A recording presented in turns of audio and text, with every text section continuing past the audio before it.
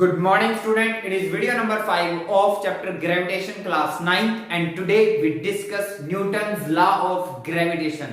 So let's start. मान लेते हैं हमारे पास दो बॉल हैं.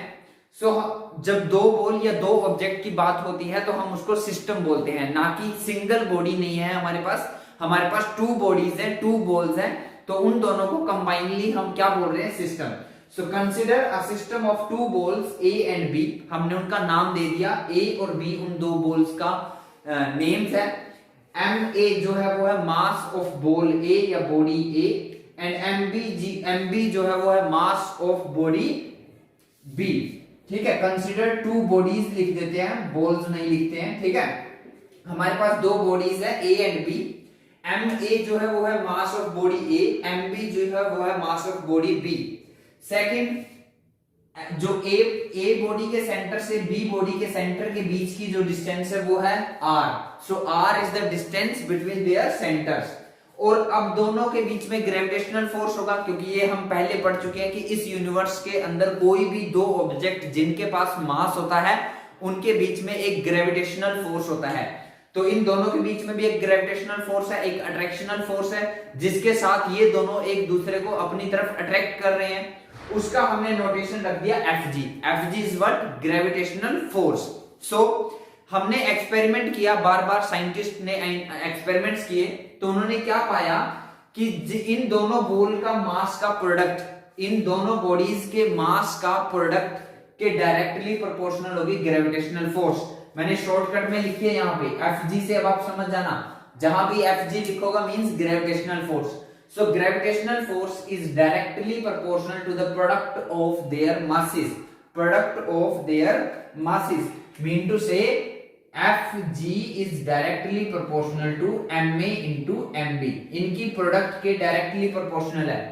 ये सिंबल किसका है, डायरेक्टली प्रोपोर्शनल का. Ma क्या है, mass of body A. Mb क्या है, mass of body B. Fg क्या है, ग्रेविटेशनल फोर्स. तो ये जो ग्रेविटेशनल फोर्स है इन दोनों बॉडीज के बीच में, ये डायरेक्टली प्रोपोर्शनल पाई इन दोनों के प्रोडक्ट के इक्वल. देखो इनका प्लस भी तो लिखा जा सकता था कि प्लस के डायरेक्टली प्रोपोर्शनल है, इन दोनों के सम के डायरेक्टली प्रोपोर्शनल है, Ma प्लस Mb. नेगेटिव में भी आ सकता था Ma माइनस Mb. डिवाइड में भी आ सकता था Ma अपॉन Mb, है ना. बहुत सारे चांसेस थे, बहुत सारे ऑप्शन थे, लेकिन क्या निकल के आया रिजल्ट ये निकल के आया कि दोनों के प्रोडक्ट के डायरेक्टली प्रोपोर्शनल होती है ग्रेविटेशनल फोर्स. मीन टू से अगर एक भी बॉडी का मास ज्यादा होगा तो ग्रेविटेशनल फोर्स ज्यादा होगी, और अगर दोनों ही बॉडीज का मास ज्यादा होगा तो ग्रेविटेशनल फोर्स और भी ज्यादा होगी. या रिवर्स हम बोले, अगर एक भी बॉडी का मास कम होगा तो ग्रेविटेशनल फोर्स कम हो जाएगी, या दोनों बॉडीज का मास कम होगा तो ग्रेविटेशनल फोर्स ऑटोमेटिकली कम हो जाएगी. डायरेक्टली प्रोपोर्शनल का सिंबल समझ में आया. मींस दोनों बॉडीज का मास ज्यादा होगा तो ग्रेविटेशनल फोर्स ज्यादा होगी, दोनों बॉडीज का मास कम होगा तो ग्रेविटेशनल फोर्स भी कम होगी. यही मीनिंग है डायरेक्टली प्रोपोर्शनल का. फिर सेकंड, जब एक टाइम फिर बहुत सारे एक्सपेरिमेंट हुई, बहुत सारी ऑब्जर्वेशन हुई, तो ये पाया गया कि gravitational force is inversely proportional to the square of distance between them. ये जो ग्रेविटेशनल फोर्स है ये इनवर्सली प्रोपोर्शनल पाई गई किसके, जो डिस्टेंस है उसके स्क्वायर के, डिस्टेंस के स्क्वायर के. समझ में बात क्लियर. तो यहां पर इसको हम इक्वेशन नंबर सेकंड बना देते हैं. एक बात और, इसको हम बोलते हैं इनवर्स स्क्वायर लॉ. क्या बोलते हैं, इनवर्स स्क्वायर लॉ. क्या बोलते हैं, इनवर्स स्क्वायर लॉ. तो gravitational force inverse square law को फॉलो करती है, ओबे करती है. ठीक है, इनवर्स स्क्वायर लॉ समझ में आया. इनवर्स मतलब उल्टा, स्क्वायर मतलब स्क्वायर है, लॉ इनवर्स स्क्वायर लॉ. समझ में आ रही बात. ग्रेविटेशनल फोर्स देखो डायरेक्टली प्रोपोर्शनल और इनवर्सली प्रोपोर्शनल का सिंबल सेम है, बट क्या डिफरेंस है, डिफरेंस ये है कि जब डायरेक्टली प्रोपोर्शनल होता है तो वो क्वांटिटी न्यूमरेटर में लिखी जाती है, और जब इनवर्सली प्रोपोर्शनल होता है तो वो क्वांटिटी डिनोमिनेटर में लिखी जाती है. इनवर्सली प्रोपोर्शनल का मीनिंग है, डायरेक्टली प्रोपोर्शनल का मीनिंग आप समझ गए. डायरेक्टली प्रोपोर्शनल का मीनिंग है कि अगर ये क्वांटिटी इंक्रीज होगी तो ये भी इंक्रीज होगी, ये क्वांटिटी डिक्रीज होगी तो ये भी क्वांटिटी डिक्रीज होगी. और इनवर्सली प्रोपोर्शनल का मीनिंग है कि अगर r बढ़ेगा तो ग्रेविटेशनल फोर्स कम होगी. मींस दो बॉडीज के बीच का डिस्टेंस अगर बढ़ाओगे, मान लो पहले दो बॉडीज ये यहां पर रखी हुई थी तो इन दोनों के बीच में कुछ ना कुछ ग्रेविटेशनल फोर्स थी. अगर मैं इन दोनों को दूर दूर कर दूं तो इनके बीच की centre to centre distance increase हो गई. अगर ये डिस्टेंस इंक्रीज हो गई तो इनके बीच की ग्रेविटेशनल फोर्स क्या हो गई, कम हो गई। और अगर हम रिवर्स करते हैं, इन दोनों को एक दूसरे के पास पास ले आए तो इनकी सेंटर टू सेंटर डिस्टेंस क्या हो जाएगी, कम। डिस्टेंस अगर हो जाएगी कम तो जो ग्रेविटेशनल फोर्स है वो इंक्रीज हो जाएगी। ये था इनवर्सली प्रोपोर्शनल का मीनिंग। अब ध्यान से देखो, स्क्वायर है, स्क्वायर है तो क्या होगा, स्क्वायर के हिसाब से इफेक्ट पड़ेगा। कैसे, मान लो दो बॉडीज के बीच में कुछ डिस्टेंस था, हमने जो है डिस्टेंस को इंक्रीज कर दिया, डबल 2 टाइम्स इंक्रीज कर दिया। समझ में आ रही है, 2 टाइम्स मतलब जैसे मान लो ये पहले 10 मीटर एक दूसरे से दूर थी, अब ये 20 मीटर दूर है, 2 टाइम्स इंक्रीज हो गई डिस्टेंस। तो 2 टाइम इंक्रीज होने की वजह से ग्रेविटेशनल फोर्स 2 का स्क्वायर 4 टाइम डिक्रीज हो जाएगी। समझ में बात। देखो एक तरीके से और समझो, मान लो हमने दो बॉडीज के बीच की डिस्टेंस को हाफ कर दिया। क्या कर दिया, हाफ। तो जो ग्रेविटेशनल फोर्स है वो इंक्रीज हो जाएगी। कितनी इंक्रीज हो जाएगी, 4 टाइम इंक्रीज हो जाएगी, स्क्वायर की इंक्रीज होगी। समझ में बात। देखो हमने दो बॉडीज के बीच की डिस्टेंस 3 टाइम इंक्रीज कर दी तो उनके बीच की ग्रेविटेशनल फोर्स 9 टाइम कम हो जाएगी। तो ये बात बिल्कुल अंडरस्टूड है, ठीक है, कॉमन सेंस है। अगर दो बॉडीज के बीच की डिस्टेंस हम बढ़ाएंगे तो उनके बीच की फोर्स कम होगी, और दो बॉडीज की डिस्टेंस अगर हम कम करेंगे तो उनके बीच की फोर्स इंक्रीज होगी। सो आई होप आपको क्लियर होगा स्क्वायर का यहां पर क्या मीनिंग है। अगर डिस्टेंस 3 टाइम कम होगी तो ग्रेविटेशनल फोर्स 9 टाइम इंक्रीज होगी। अगर जो डिस्टेंस है वो 4 टाइम कम होगी तो ग्रेविटेशनल फोर्स 16 टाइम इंक्रीज होगी। ठीक है, अब हम इन दोनों इक्वेशंस को कर देते हैं combine.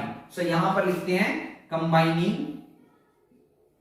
Combining equation first and second. दोनों इक्वेशन को आपस में कंबाइन करते हैं तो हमारे पास आता है Fg is directly proportional to ma mb upon r square. अब क्या होता है फिजिक्स के अंदर, ये बात सीख लीजिए, आपको हायर क्लासेस में भी काम आएगी।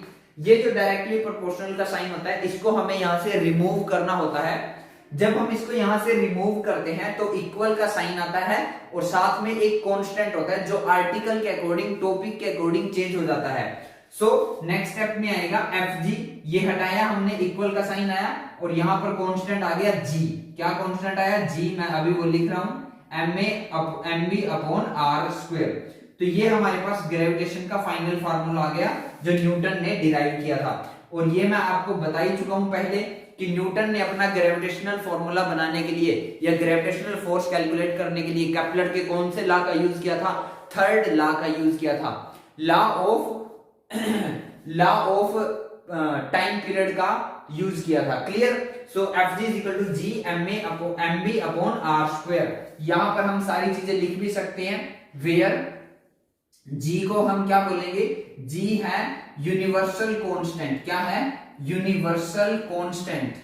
या फिर हम इसको क्या बोल सकते हैं, एक नाम और दिया जाता है, इसको बोला जाता है ग्रेविटेशनल कांस्टेंट। क्या बोला जाता है, ग्रेविटेशनल कांस्टेंट। क्या बोला जाता है, ग्रेविटेशनल कांस्टेंट। और इसकी वैल्यू होती है 6.67 इंटू 10 की पावर -11 न्यूटन मीटर स्क्वायर पर किलोग्राम स्क्वायर। समझ में बात।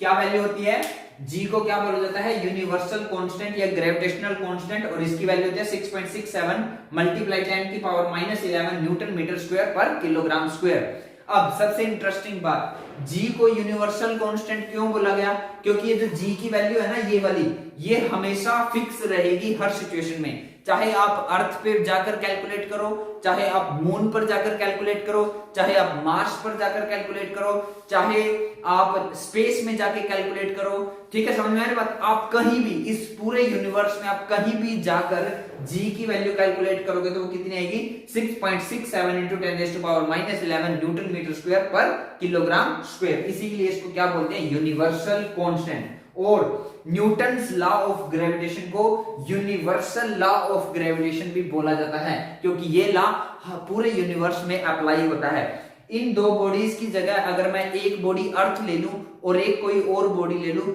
तो उसके लिए भी यही सेम फॉर्मूला अप्लाई होगा। समझ में आई बात। सो आई होप आपको ये Newton's law of gravitation clear होगा।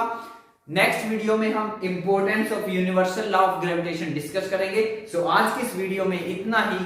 Thank you.